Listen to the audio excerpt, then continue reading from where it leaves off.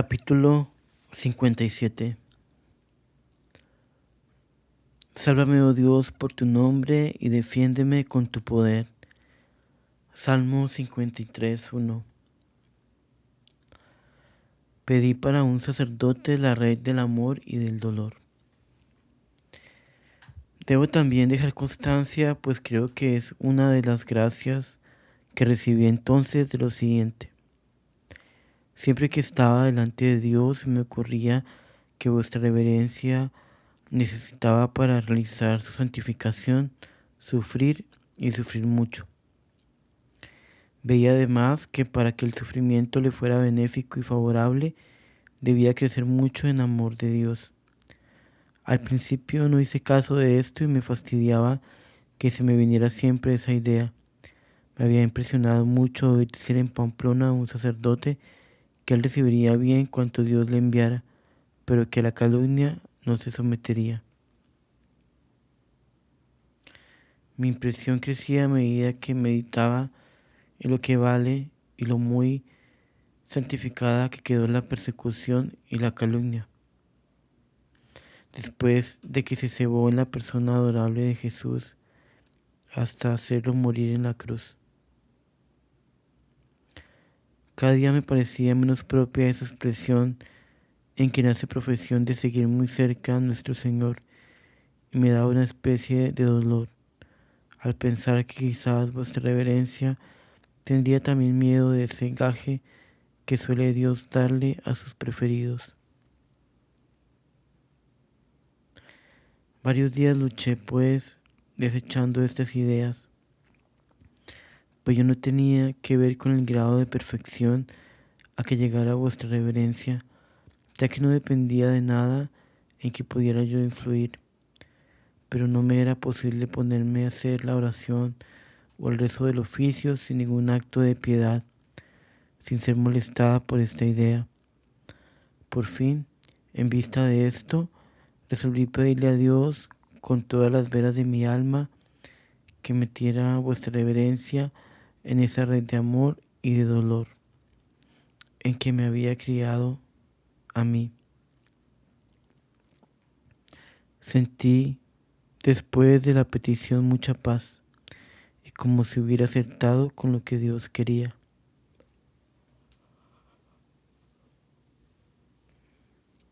Pero luego, después de la oración, me dio mucha pena de pedir para otros cosa tan dura. Además, no conocía yo el grado de generosidad que tendría vuestra reverencia para sufrir. En fin, las cosas cuando se ven tras el prisma de la naturaleza se ven tan distintas que en este caso casi me corrí de mi petición. Fue entonces cuando pregunté a vuestra reverencia si retiraba la petición o si continuaba haciéndola, advirtiéndole que me reconocía sin derecho para pedir para vuestra reverencia cosas tan duras. Mucha alegría me produjo su respuesta, amado Padre, cuando me dijo que continuara pidiendo lo mismo que me prometía corresponder. Esto fue de mucho gusto para mí, porque ya veía que vuestra reverencia no quería ponerle a Dios condiciones en su servicio. No recuerdo en qué ocasión también le pregunté si se sometía también a la calumnia y turbándose un poco me dijo, ay, la calumnia en el sacerdote es tan terrible. Luego, reflexionando un poco, me dijo, es lo que más me cuesta, pero bueno, no diré que no a nada.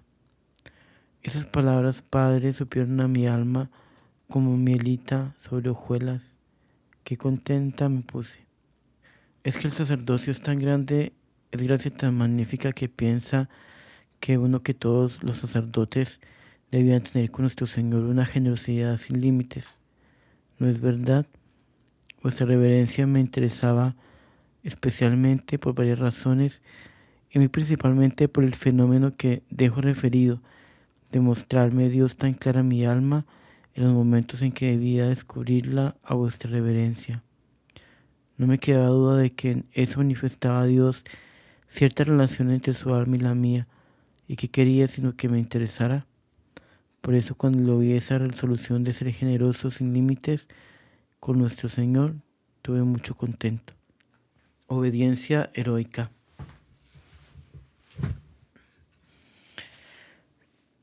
Pero he olvidado lo que pudiera llamar yo, si me dejara llevar de la naturaleza, mi desventura, y que la debo a vuestra reverencia. ¿No será eso otro motivo de interés, digo, hablando el lenguaje de lo natural, mi desventura? Porque el lenguaje cristiano y espiritual se puede llamar obediencia heroica.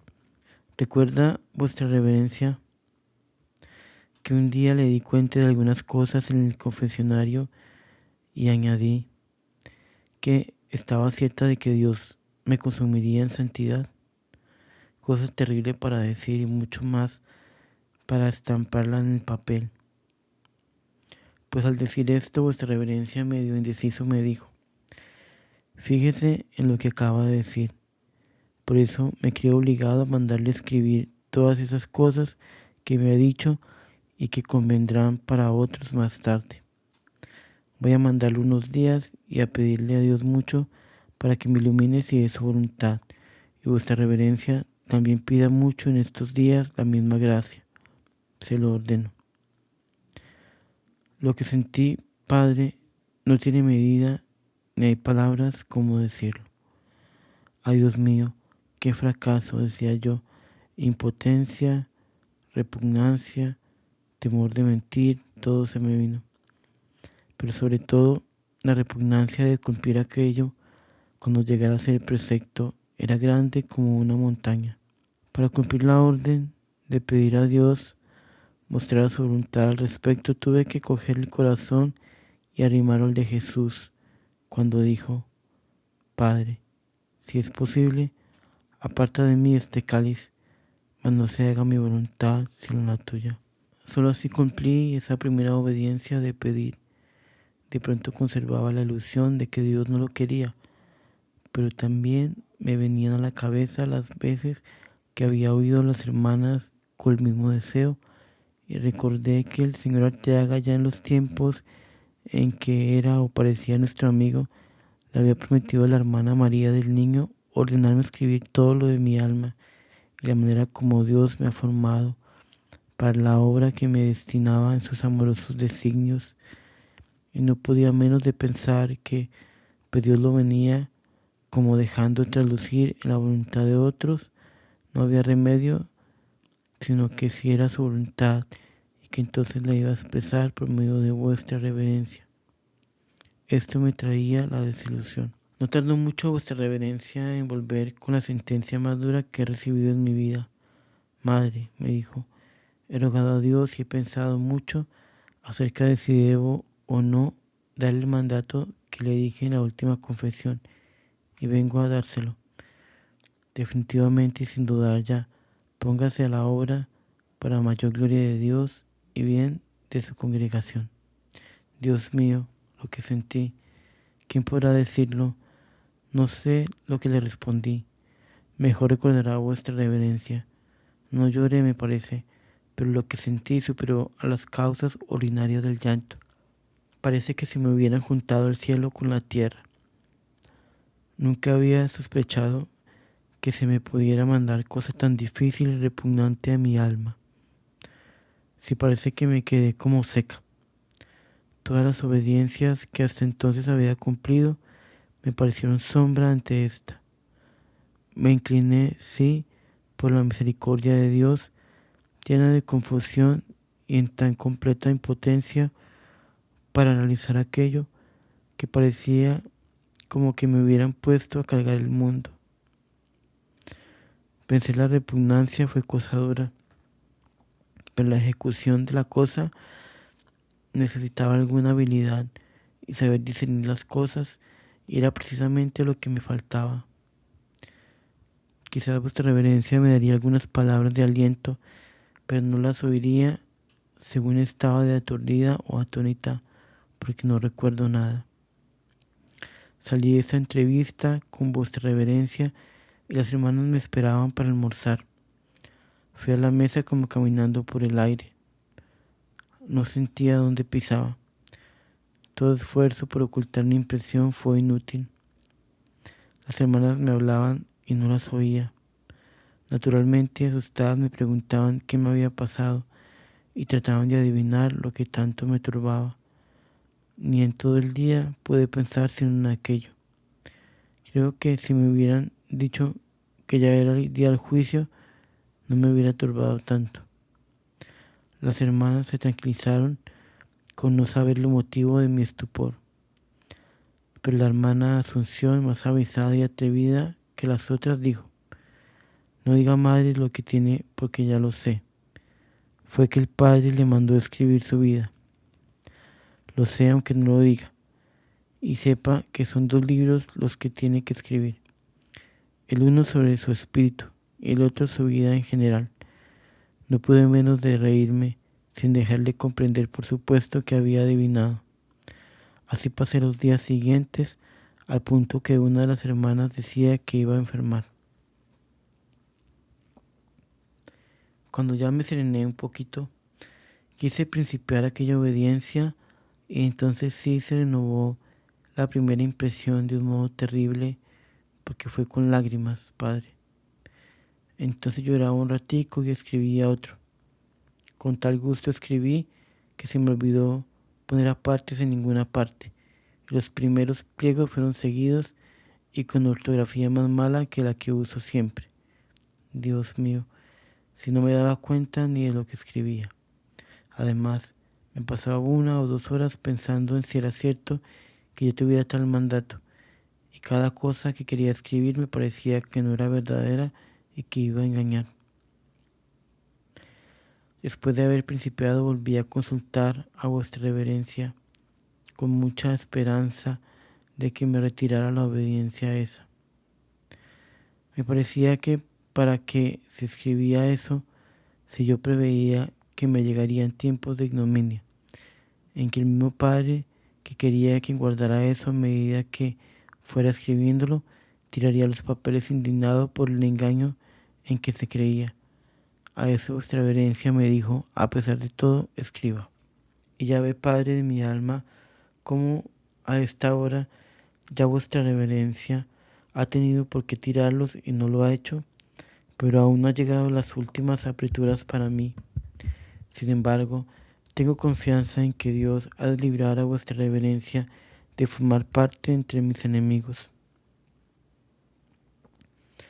Como por otra parte creía que todo lo que escribía era mentira, también quise prevenir a vuestra reverencia de mi temor.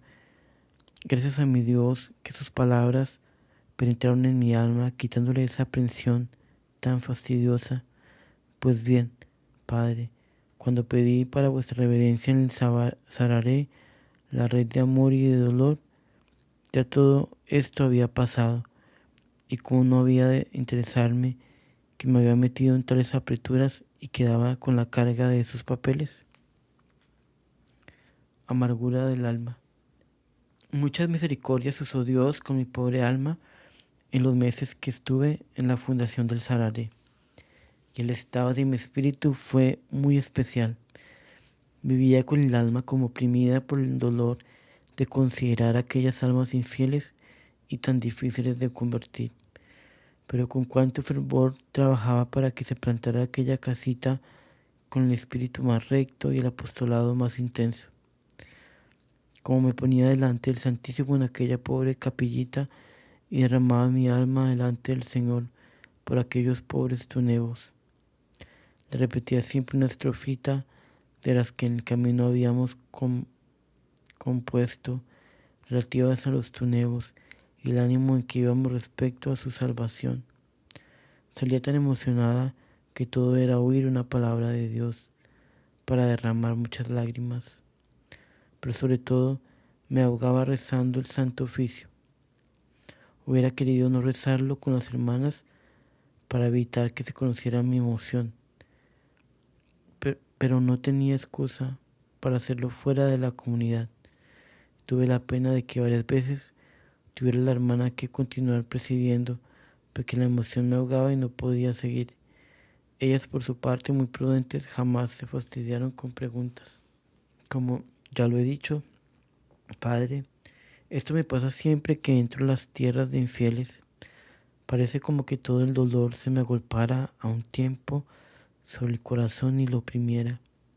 Sin embargo, este estado de opresión dolorosa y amorosa no me impide trabajar hasta donde las fuerzas físicas me alcancen en favor de los demás desdichados de los hombres, de los más desdichados de los hombres. Sí, Padre, no es verdad que no hay desdicha mayor que la de la infidelidad. Los condenados que se han perdido después de conocer a Dios, al menos en un tiempo le conocieron y quizás le alabaron, pero irse al infierno sin haberlo conocido es el último y soberano fracaso. Dios nos hizo para que le reconozcamos. Ir al infierno sin conocer el fracaso absoluto del fin para el cual fuimos creados. Dios mío, jamás acaba mi alma de medir semejante desgracia, y si mi lengua dice algo a ese respecto, es preciso que se entienda que lo que dice es apenas reflejo pálido de lo que mi alma siente, y que es indecible e inmedible. Es dolor que no tiene manera de expresarse. Señor de mi vida, si conocerte es ser feliz, no conocerte no solo ser infeliz, sino ser un fracaso. Es algo que no acierto a decir. Ah, Señor de mi alma, mira que se me escapa esta, que tengo tan dichosa porque te conoce, al pensar en los que aún están sentados en tinieblas de muerte, como dice la Sagrada Escritura. Se me escapa el alma, digo, anegada en aguas de tribulación, al saber que existen en el mundo tantos que no te conocen. Dios de mi vida, ¿qué hago? Clamo a tu misericordia, suspiro, lloro, me oprimo y no encuentra consuelo mi dolor. ¿Qué haré para que todos te conozcan? Dios mío, cuántas veces te he ofrecido cuanto tengo y cuanto soy, y a tu mismo Hijo que es mío, que es mi esposo misericordiosamente, con tal de que te hagas conocer de todos. Sin embargo, no tiene consuelo mi dolor. Frecuentemente en mi dolor le canto a Dios una estrofita que quizás haga reír a otros, pero la he hecho en los momentos de mayor dolor. Hazte de ellos conocer, hazte de ellos amar, no me dejes perecer de amargura en la mar. Y verdaderamente, es a lo único que puede compararse mi dolor ante los infieles, al mar, pero mar amargo sin costas, Dios mío. Pues, Padre, no me es posible dar idea del estado de amargura que me inundó en el Sararé y que me inunda siempre que voy a tierras de infieles. Dos gracias extraordinarias. Además, se sirvió Dios a hacerme algunos otros favores. Sufría mucho por las casas de Río Verde y Chontaduro, pues estaban con hermanas menos advertidas en las cosas, con los reverendos padres carmelitas, y temía cualquier fracaso. Había sabido que los padres verdaderamente tenían algún interés en la hermana María de la flagelación, y temí mucho que hicieran como con las otras dos víctimas que tenían en Medellín y San Pedro. Además, estas casas quedaban muy difíciles de vivir en comunicación con la de Dabeiba, en donde sí había hermanas que pudieran ampararlas. Un día le pedí a Dios que remediara cualquier cosa o conflicto que en esas casas pudiera ocurrir, ya que me encontraba tan lejos y sin manera de sostener la fortaleza de las hermanas en ninguna forma. En esto estaba cuando me vi entrar a la casa de Río Verde. Entraba por la parte que ocupaban los indios y por el lado de arriba de la casa, presenciando a la vez con la mente un conflicto que había entre las hermanas. No conocí por menor del conflicto, pero sabía que podía producir pérdida de vocaciones entre las mismas hermanas. Entré, como digo, por el salón de clase de los indios y llegué hasta la puerta de la clausura. Allí no supe si porque las hermanas me vieron o porque recordaron algo que antes les había enseñado, el conflicto cesó y los ánimos quedaron serenos y fortalecidos para la lucha. Inmediatamente volví a sentirme en la capilla de Santa Librada, muy llena de amor y agradecida de Dios. Pero durante el tiempo que me sentía en Río Verde y que entraba a la casa, a la vez me sentía arrodillada en la barandilla del comulgatorio, cosa que no podía hacer porque hacía como 4 años que no podía arrodillarme, y además cuando me puse a pedirle a Dios por la casa de Río Verde, estaba sentada en mi puesto, que era al lado de una puerta de la capilla. Esto me hizo temer que aquello no fuera real, pero al referirlo a vuestra reverencia, me dijo que eso mismo era prueba de verdad, puesto que para el fenómeno no se necesita tener las rodillas buenas. Y efectivamente, mayor milagro se necesita para ir en un momento del Sarare a Río Verde sin faltar a la capilla, que el que se necesita para que una pierna mala se arrodille. Vuestra reverencia me dijo que nada tenía de difícil, porque cuando Dios quiere no tiene obstáculo en nada. Pero yo aguardé a verme con alguna de las que estaban entonces en la casa de Río Verde, y cuando yo estuve con ellas les pregunté si habían tenido algún conflicto con los padres carmelitas, y me dijeron que propiamente con ellos no, pero que por otros asuntos referentes al manejo de los indios sí lo habían tenido muy grande y que no hallaban remedio, puesto que no podían pedirle consejo a los padres, ni siquiera dejarles comprender la situación en el confesionario, por lo cual estaban afligidas, y una de ellas tentaba dejar su vocación, pero que en uno de los momentos de mayor conflicto, una de ellas había recordado a las otras una enseñanza que yo les había dado, la cual se resumía en que en el servicio de Dios es necesario ir adelante y en paz a todo trance, sin pararse en pelillos. Esta frase que subrayo fue la que les hizo la luz y todas reflexionaron. Esta frase que subrayo y todas reflexionaron en ella, arreglaron las cosas por sí mismas y sintieron fortaleza, por lo cual dicen que se estuvieron varios días repitiendo como jaculatoria: no hay que pararse en pelillos. Al oír esto, Padre, creí y creo que eso fue lo que hubo y por lo que Dios me hizo tal favor, porque arreglaba la hermana que parecía enseguida como si mi espíritu estuviera en la casa y que acabara con toda turbación.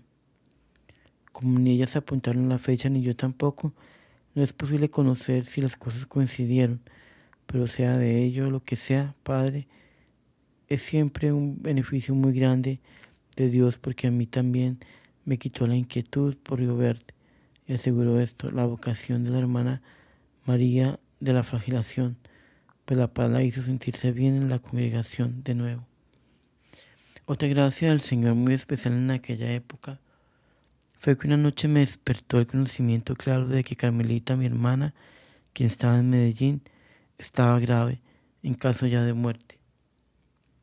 Inmediatamente le rogué a mi Dios que no tuviera todavía su muerte, atendiendo a la situación tan difícil porque pasaba la congregación, y ella, al brazo que la sostenía en mi ausencia, también comprendía que mi oración había sido atendida.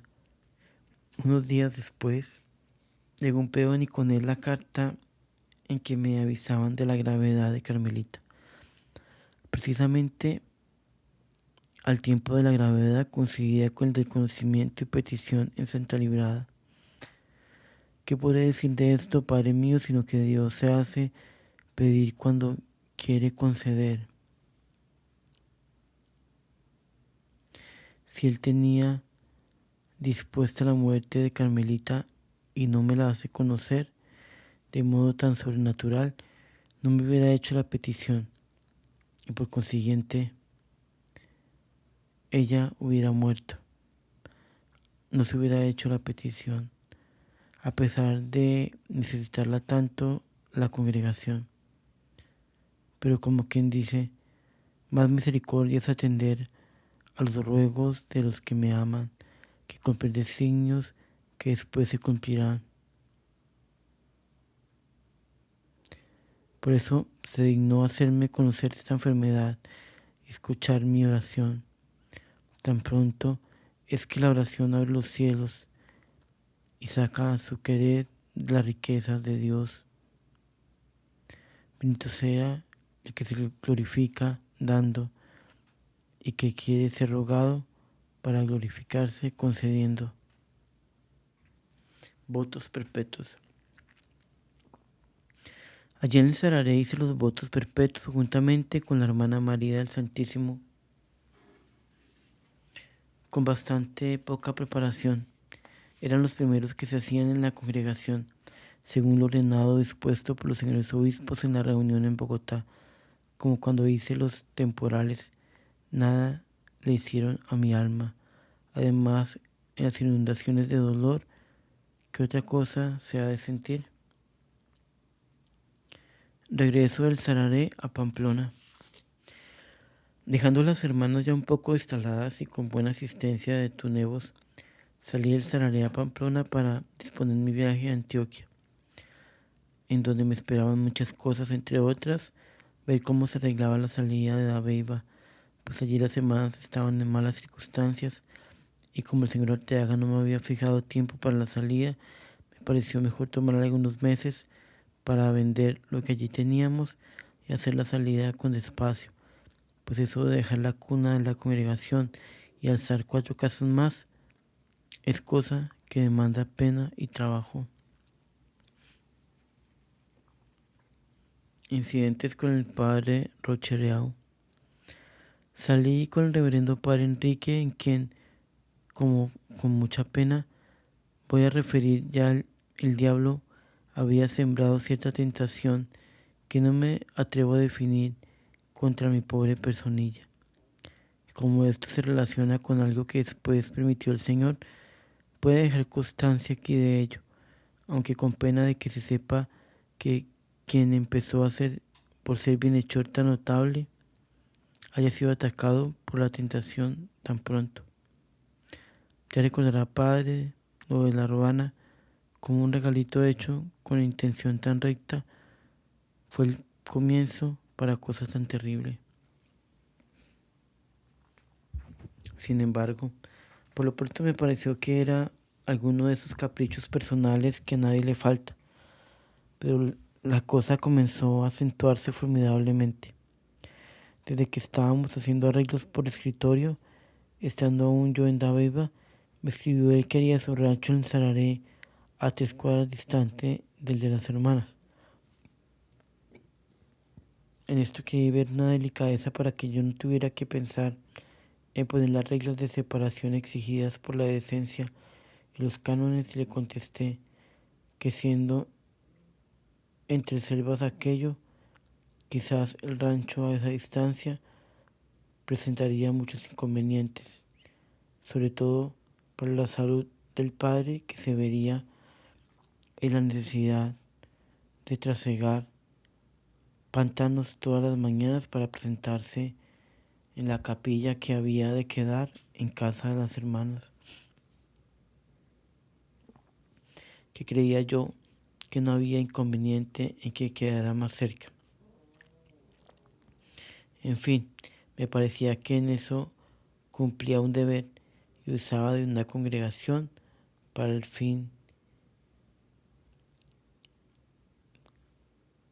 Me parecía que en eso cumplía un deber y usaba de una consideración que el Padre debía esperar de mí. Por entonces nada dijo, pero después de los primeros días de haberme conocido, se desató una verdadera rabia por la cosa. Me dijo muchas veces que yo pretendía quitarle su libertad y meterme en la vida de él.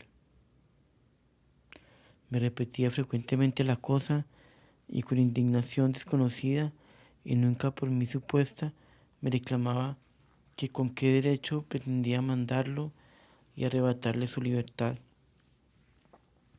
Varias veces le manifesté cuáles habían sido mis intenciones y aún le pedí 1000 excusas, pero aquello jamás se le olvidó. Para que se vea cómo era el diablo el que forjaba aquellas tentaciones, véase lo que pasó enseguida. Un día que conversábamos con los tuneos le dije: Padre, qué diversidad de razas se encuentran en el mundo, y lo raro es que todos vengamos del mismo par, Adán y Eva. Agregué: lo más raro es que siendo Adán tan blanco, sea padre de los negros del África. ¿Cómo sabe usted que Adán era blanco?, me replicó. Sin darme tiempo para contestar, se puso a insultarme con expresiones duras y aún vulgares.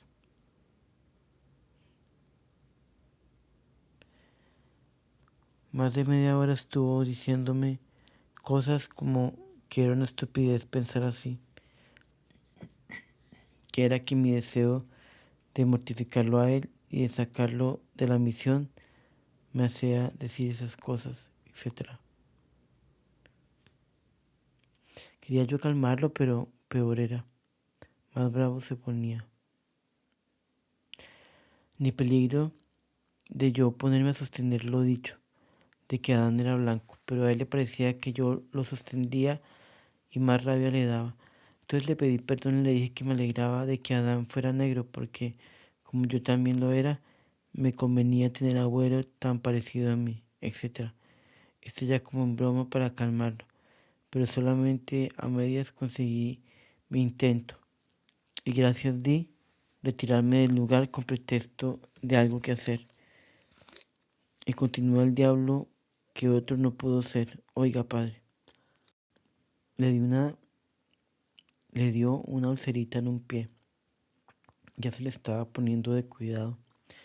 Cuando me resolví a ofrecerle una untura y aún a ponérsela, Dios mío, este fue otro estalle que no me dejó ni saber por dónde salía del lugar. Esto duró por varios días, de modo que tenía que sacarle el cuerpo. Otra vez le dije que me había gustado el cuadro de que ya le he hablado en la casa del padre Ramírez, y aquello fue como explosión de dinamita.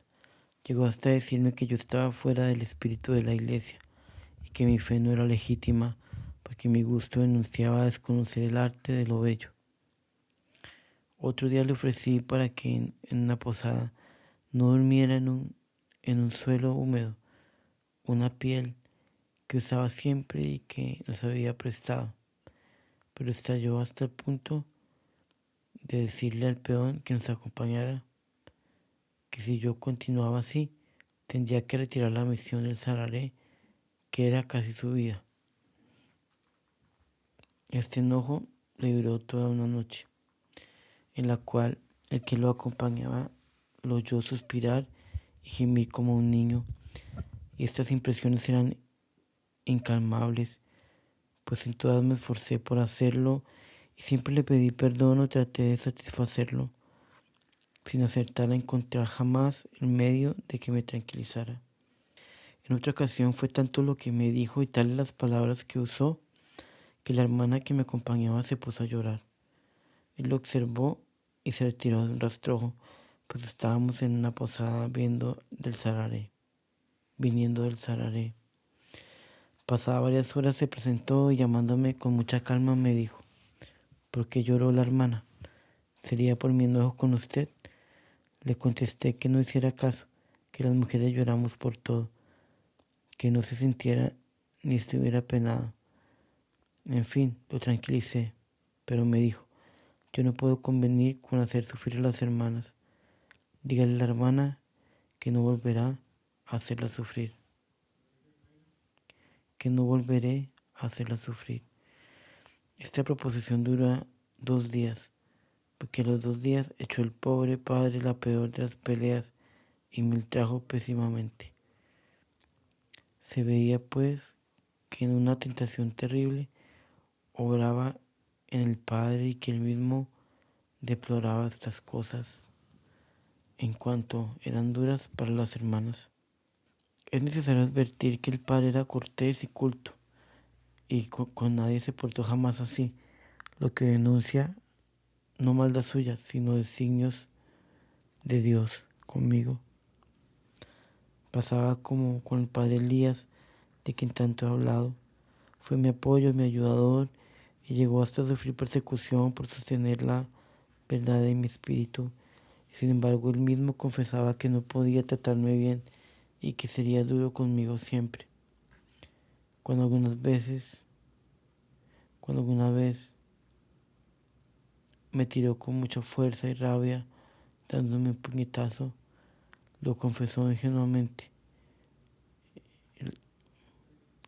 Y cuando otra vez, hablando de las mujeres, hablando de los hombres que les pegan a las mujeres, me dijo que él era incapaz de pegarle a una mujer.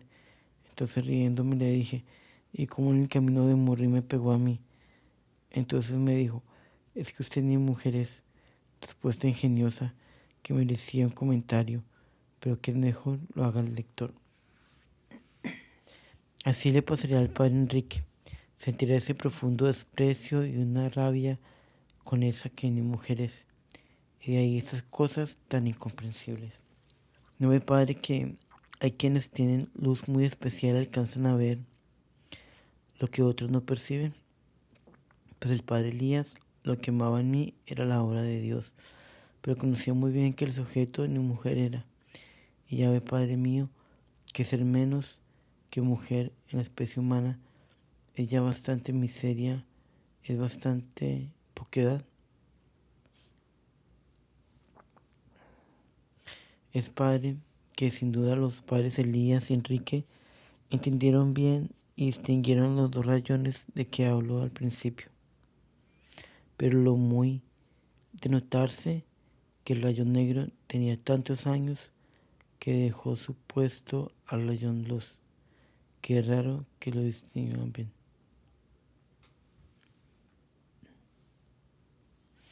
De todos modos, es preciso que entiendan que el padre Enrique con nadie ha sido así, y que en ello se guarda un designio de Dios respecto de mí.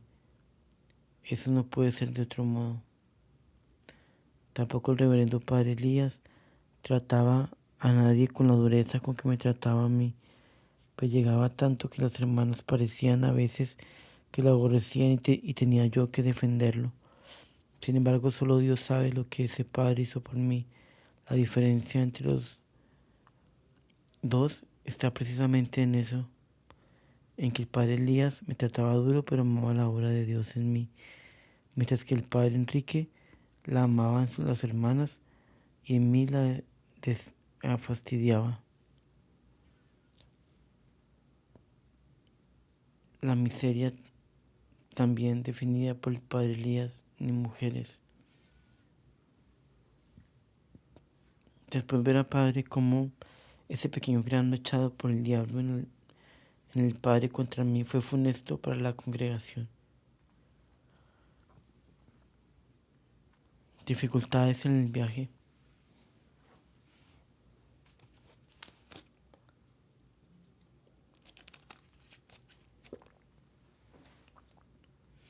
Para salir del Sararé tuve mucha dificultad, pues en Santander escasean las bestias fuertes sin duda, y el padre Ramírez ya estaba de tal modo que no quiso prestarme ni alquilarme la bestia muy buena en que entré.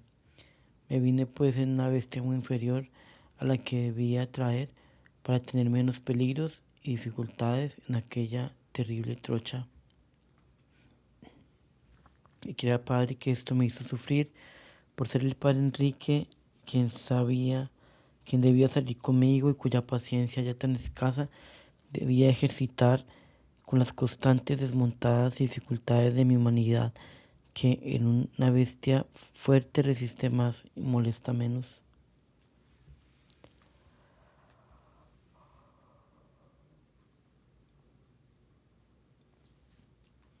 Tuve que ofrecerle a nuestro Señor aquellas dificultades que provenían del odio de los hombres, a quienes frecuentemente se les olvida que una caridad se le puede hacer a cualquier persona, aunque no sea de nuestro agrado. Mientras mi pobre humanidad se colgaba en las faldas del Sararé, obligándome a hacer un esfuerzo mayor del que podía, La buena bestia del padre Ramírez cargaba café, haciéndomelo saber antes, como para que viera que no era que no pudiera enviarla, pues para el café se le ofrecía otra muy buena. Así me hacía sentir su enojo.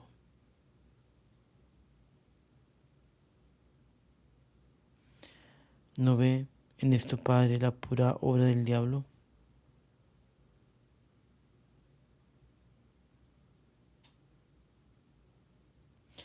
¿Cómo se prende odio en un corazón bueno como el del padre Ramírez sin causa alguna? Y crece hasta el punto de gozar en verme sufrir y exponer la vida de un modo grave quizás. No hay remedio que el demonio agitaba el corazón de estos dos bienhechores y que ellos mismos sin duda se asustaron de verse así.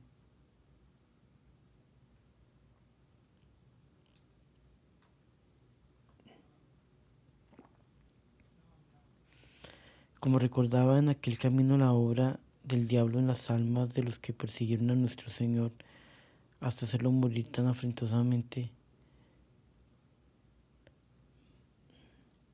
sin haber hecho el más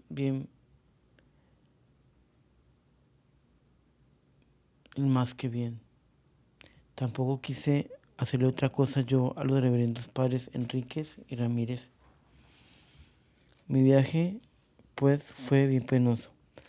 El padre Enrique, por su parte, sirviéndome de compañía y peleándome por todo por nada, y la bestia que no podía conmigo, que a la cual había que exigirle una fuerza que no podía dar y que yo tenía que hacer en lugar de ella, como menoscabo terrible de la salud.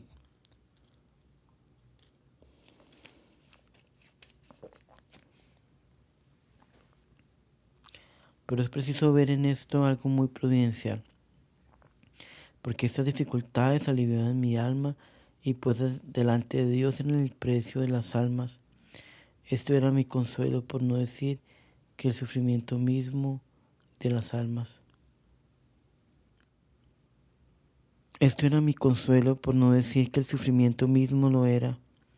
Y si no estuviera obligada a escribir estas cosas, con cuánto gusto sepultaría todo esto en el fondo del alma, pues comprendo que solo se echa fuera lo que estorba, y lo del diablo y cuanto produce en los hombres no me estorba, aunque debo confesar que sí me hace sufrir. Precisamente, la dicha de sufrir está en sentir los sufrimientos. Muchos creen que es lo que uno se enseña a sufrir y que por eso no siente. Por mi parte creo que antes, mientras más sufro, más sensible soy al sufrimiento. Llegué al fin a Toledo, a la casa del padre Vera.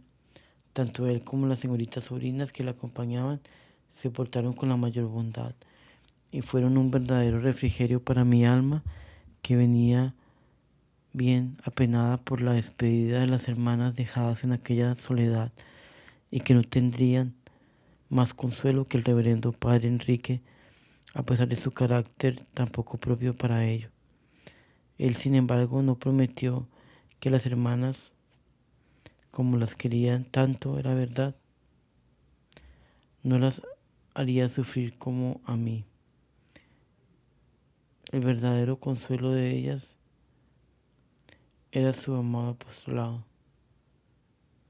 Sin embargo, como aún están muy jóvenes algunas, no deben pasarse sin consuelo de otra clase, y eso le veía yo muy claro.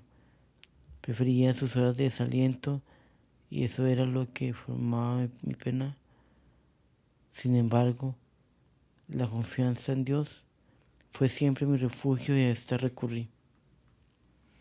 Reverendo Padre Vera vino a sacarnos un poco más adelante de la lavateca. Al despedirme el buen padre comprendí que ya no lo volveríamos a vernos, y dicen las sobrinas que se lo dije y que el buen padre se entristeció.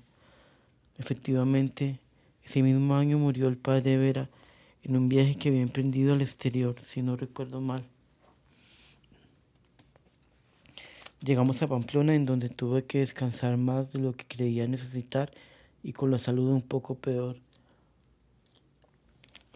debido a los grandes esfuerzos del camino. Ya mi permanencia en aquella ciudad fue corta, pues recibía frecuentes telegramas del señor Bulles y de las hermanas,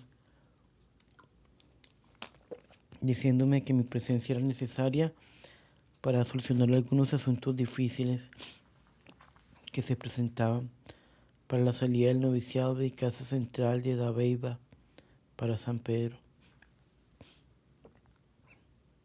En tal estado estaba entonces mi alma que tanto vuestra reverencia como yo creíamos que algo muy serio me esperaba en Antioquia, algo que bien podría ser la muerte. Vuestra reverencia opinaba que la rapidez con que iba haciendo las obras de la congregación y arreglando todo lo de mi alma anunciaba que quizás sería mi muerte. Mi idea no era esa. Lo que me hacía presagiar que quizás la muerte no estaría lejos era ese vacío que habían hecho en mi alma las últimas persecuciones y además el crecimiento del amor que frecuentemente me engaña, creyéndome inhábil para vivir en la tierra. Ay, pero las fuerzas del alma son verdaderamente asombrosas y Dios les sabe dar dirección, de modo que sostenga la vida en medio de una agonía que parece la última. De todos modos, los dos estábamos convencidos de que algo nuevo, la muerte o una nueva persecución me esperaba en Antioquia. Y más adelante verá que si bien era cierto que aquello venía, aún se demoraba. Para mi venida a Pamplona el señor afanador comunicó a vuestra reverencia para prepararme todo lo necesario. Debían venir conmigo las señoritas Virginia Ferro y Carolina Quirós a hacer su postulantado de misioneras. Delicadeza de Monseñor Afanador. Una delicadeza del señor afanador que contrasta con lo ocurrido a la salida del Sararé es la siguiente. En conversación le había dicho alguna vez al buen señor obispo, que aunque el cabalgar en caballo era lo más cómodo para mi sexo y robustez, hacía mucho tiempo que había tenido que someterme a mula, porque mi enorme peso postraba los caballos y que solo podían con ella los muy especiales, los cuales eran de puro lujo, y por consiguiente ni los alquilaban ni los prestaban, ni podíamos tenerlos los pobres. Noté que a él le afanó un poco eso, pero no volví a hablar de la cosa. Para mi viaje me sorprendió con un caballo de lujo, y además, para mayor seguridad de hacer del viaje cómodamente, había conseguido otro famoso de un sacerdote. Qué contraste, padre, con los del padre Ramírez. Esto es providencial como fue lo primero. Sin embargo, me conmovió tanto esa delicadeza del señor afanador que me inundé de ternura. Pero no con el señor afanador, sino con nuestro Señor. Vi ese rasgo del señor obispo tan semejante a la delicadeza de Jesús con mi alma, que no pude menos de llorar de ternura. Y le digo que es providencial lo uno y lo otro, porque en los contrastes se echa de ver el camino de Dios. Si con lo áspero podemos pensar que somos muy dignos del infierno, cuando Dios nos trata así, con los rasgos generosos y suaves, vemos que Dios aún nos tolera y aún nos mima. Porque no hay remedio, Padre. En el fondo de la persecución hay siempre una cosa que no se ve. Creo que aumenta mucho la pena. Es pensar que quizás aquella persecución es justa y que uno está ciego creyendo la persecución por la justicia. Esto es lo duro, lo amargo. Ese fondo que lucha para ese fondo de duda que Dios permite que quede en el fondo del alma creyéndose culpable. Por eso mismo tiempo después de estar padeciendo persecuciones, me dijo el padre Gamero, aquel santo jesuita de que he hablado antes, que eso que yo estaba sufriendo se llamaba propio y genuinamente padecer persecución por la justicia, y me hizo estremecer de cierta vergüenza, porque aunque antes se me había venido la idea de que eso debía consolarme, porque era nada menos que la octava bienaventuranza, lo desechaba como un mal pensamiento y traía a la memoria todos mis pecados y la mucha capacidad para el mal que llevo dentro de mí. Y así hacía de la pena una persecución justa en alguna manera, por lo menos. Pero cuando el Padre me dijo lo que tanto temía reconocer, me espanté. Es que aquello de quién estará limpio a los ojos de Dios es bastante serio, que uno sirve declarando el justo perseguido. Mi perplejidad. Pues bien, salimos de Pamplona en muy buenas condiciones de viaje, pero al dejar las hermanas siempre se me ha hecho duro. El viaje fue sin contratiempos. En Bucaramanga fuimos recibidas en la casa de las hermanitas de los pobres, religiosas ejemplares. Allí debíamos cambiar de manera de viajar, pues se trata de región muy distinta. Era necesario tomar la mula porque los caballos se hubieran asfixiado. Muchas atenciones de parte de las hermanas de la presentación, de las madres belemitas y de las casas de los jesuitas, cuyo rector era un amigo, un primo hermano mío. Las hermanitas de los pobres no dejaron nada por hacer para complacernos. Sin embargo, fue amarga, muy amarga mi permanencia allí. Me atendían y obsequiaban todos mucho más de lo que merezco. Pero Dios mío, notaba cierta veneración, oía ciertos conceptos que me produjeron un aburrimiento, una cosa semejante tan terrible que hubiera querido morirme más bien que despertar por las mañanas. Lo mismo me había pasado en Pamplona. Aquel respeto y veneración me obligaron a consultar a vuestra reverencia si podía comulgar, a pesar de aquel hastío que me causaba tan falsa idea en las gentes. Recuerdo que le dije sin ambages: Padre, no puedo comulgar porque estoy muy aburrida de santa, y más quiero morirme que continuar de santa. Entonces recibí de vuestra reverencia aliento para soportar aquello, ya, ya que no podía evitarse. Pero como me había formado la ilusión de que en ninguna otra parte me pasaría lo mismo, estaba desprevenida y caí en la angustia más grande, siéndome casi imposible acercarme a comulgar.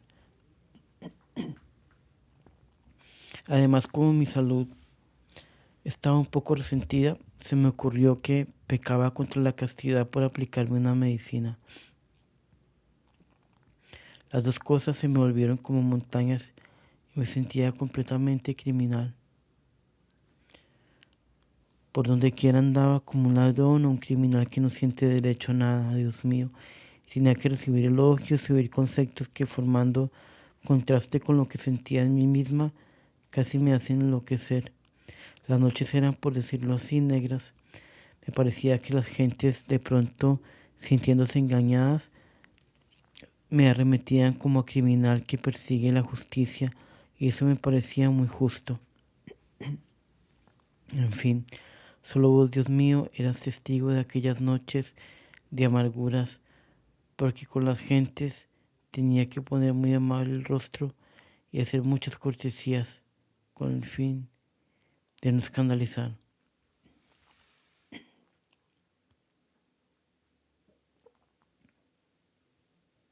Me creía culpable de esa idea que tenían las gentes porque hablaba mucho.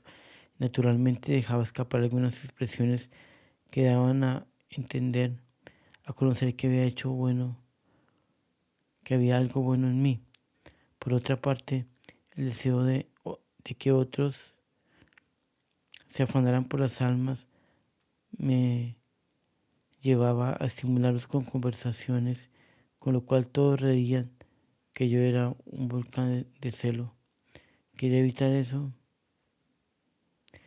y hacía propósito de obrar de otro modo, pero luego, puesta en la ocasión, hablaba sin darme cuenta del propósito.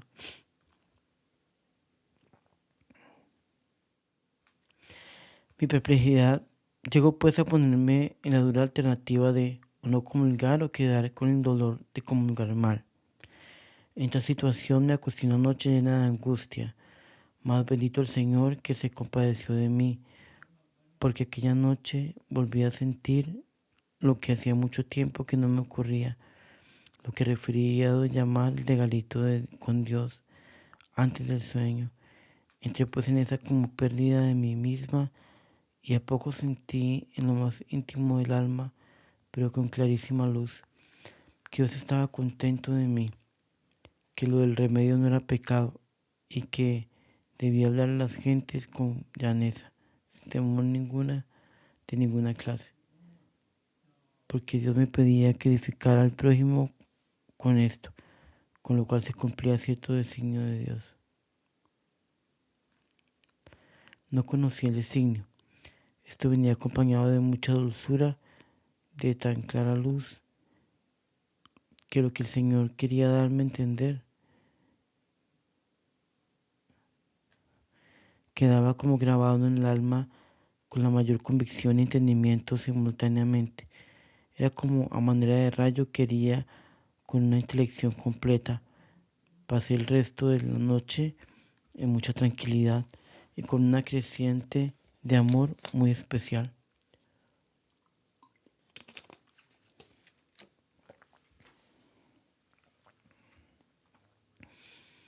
Al día siguiente subí a comulgar con toda la tranquilidad y dulzura del caso. Como ya había hecho llamar al reverendo padre Toro, rector del colegio de jesuitas, para confesarme, vino aquel día y en el confesionario quedó confirmada mi seguridad, sin que él conociera lo ocurrido aquella noche. Después de mi pena y puse y dudas y me contestó que nada era pecado y que lo de fastidiarme, el pasar como santa, era otra cosa, otra gracia de Dios, que además no te mira hablar con sinceridad a las gentes, porque eso también era trabajar por la gloria de Dios. Total, que en todo estuvo de acuerdo con lo enseñado con el arreglito de Dios.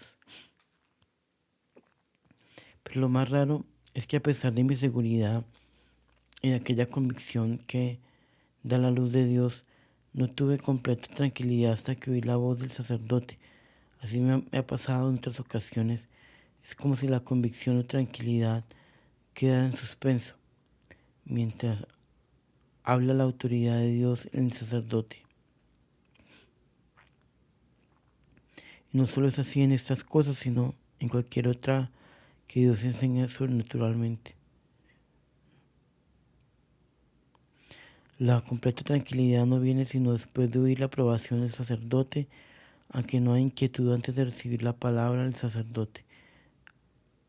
En el caso a que me refiero, no dije al padre lo que me había pasado, porque huyó siempre de hacer saber estas cosas o pedir aprobación de ellas a sacerdotes que no me conocen. En esto creo, Padre, una predilección de Dios por mi alma muy grande.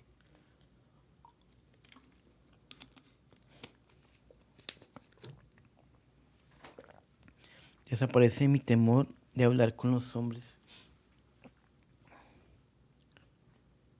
Recuerdo que leyendo la vida de Santa Teresa y sobre todo sus fundaciones, que para cada cosa que determinada dice, y Dios me dijo que hiciera esto o aquello, como si hablara con las cosas y le contestara directamente. Me sorprendía yo de aquellas expresiones de la santa porque no sabía yo cuántos modos tiene Dios de hablar a las almas y y darle seguridad sobre su modo de obrar. Bendito sea para siempre, pues que no abandona en sus designios a los que le aman. Por ejemplo, Padre mío, sufrí mucho tiempo cierto temor de hablar con hombres porque he leído que los santos se han cuidado, algunos de ellos por lo menos, de tratar personas de otro sexo, así como por algunas expresiones de libros de moral que me han infundido cierto espanto y me han sido inexplicables. Mi temor de hablar con hombres no ha sido siempre el mismo, sino que de tiempo en tiempo se revive y hasta hace sufrir. Si bien esto ha sido pocas veces, por lo mismo que no he entendido mucho la razón para ello. Pues una de estas ocasiones en que me daba cierta inquietud al tratarlos con mucha frecuencia y largo, aunque necesario, pasé una noche un rato como de privación, de sentido, y mientras tanto lo que no sentía al exterior lo sentía en el fondo del alma, en la cual quedaba impresa la idea de que un ángel que no era de mi guarda rodeaba mi cuerpo como un vestido, con lo cual entendía yo que no debía tener miedo de hablar por los hombres cuando se necesitase. Esto duró mucho rato y se reflejaba un poco en la imaginación sin que el fenómeno pasara en ella.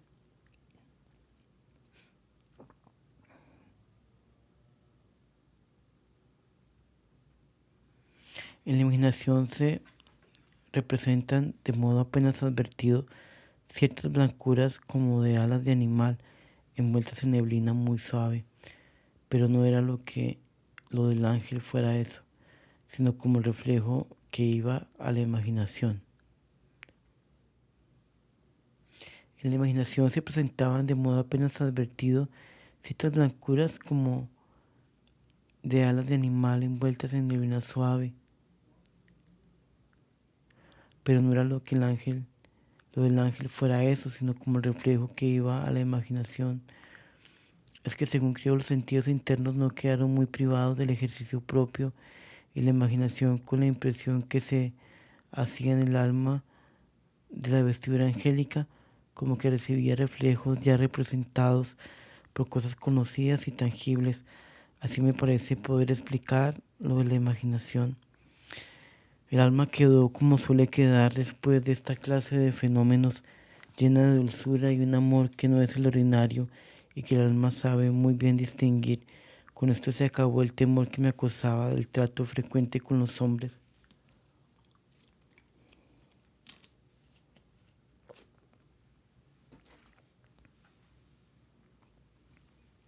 Luces y sentimientos durante la navegación. Al tomar vapor en Puerto Wilches, el medio cambió completamente y también mi alma.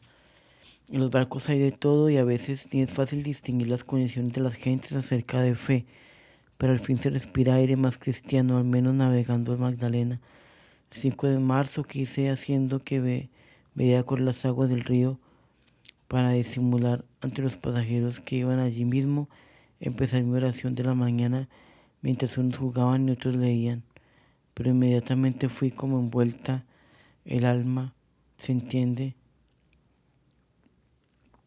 en una como niebla deliciosa que no dudaba ser de Dios o Él mismo, muy amorosa y suave, pero dejándose completo el uso de los sentidos, tanto internos como externos. Sentía de un modo recóndito y como en la niebla que me envolvía esta verdad o verdades, que la gloria de Dios es el resplandor de su ser.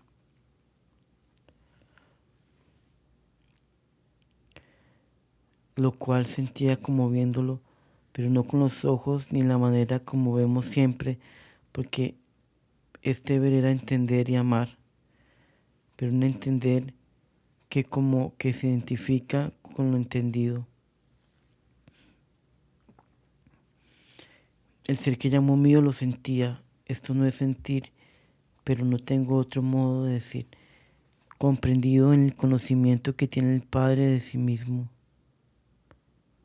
y que engendra eternamente al Hijo.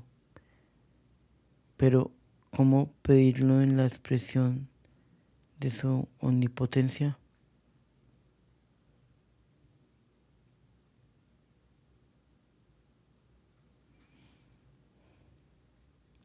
¿Cómo decir Padre con lenguaje humano esta alteza de cosas imposible expresarlas es desvirtuarlas?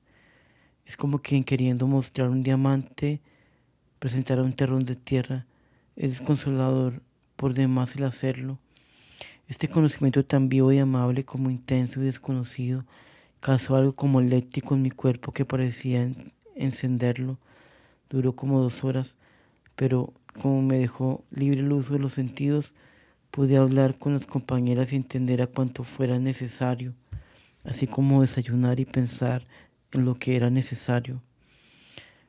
Es necesario advertir que el pensamiento es, respecto de estas cosas y donde se verifican, sumamente externo, y aunque no sé que siempre quede en ejercicio de su oficio, en esta vez sí lo estuvo absolutamente, de modo que podía pensar lo necesario en medio de aquel conocimiento e incendio sin perder nada absolutamente, ni de intelección ni de ardor amoroso.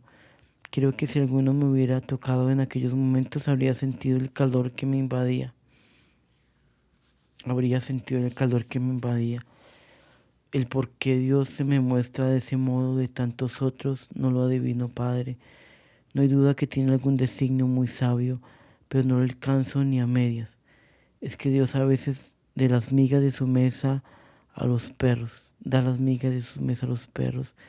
No me queda duda por más que le haya dicho a la cananea que aquello no era justo.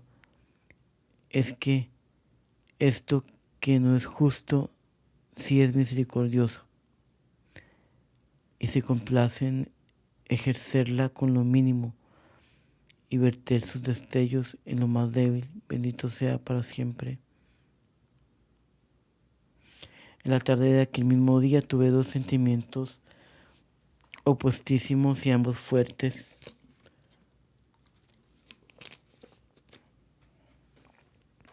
Sin pensar en ello, ni antecedente ninguno, repentinamente me vino un gran deseo de haber cometido todos los pecados que se han cometido en la tierra para tener la dicha de tributarle a Dios el homenaje de un arrepentimiento profundo y una humillación inconcebible, de una humillación conveniente a tal estado.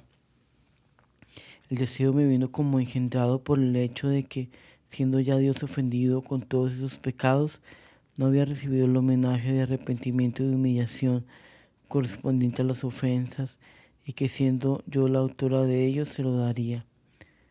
Sentimiento y deseo extraño que venía acompañado de otro, consistente en ser como los ángeles sin haber ofendido a Dios nunca.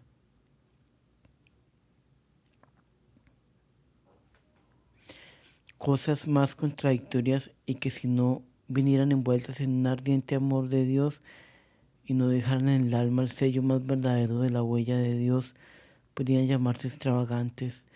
Pero Dios mío, ¿cómo llamarlos así si tienen tu huella clara en los puntos mismos de oposición?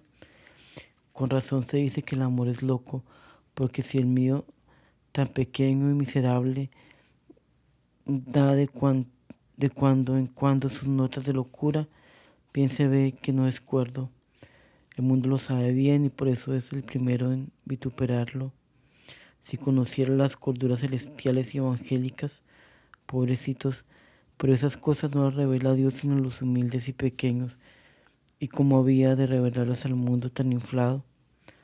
Todos los días que duró la navegación, sentí como la fragancia espiritual de estos sentimientos y gozo extraordinario del ser de Dios. Sin duda, por todo esto no se hizo larga la navegación, aunque el barco venía lento por temor a una varada.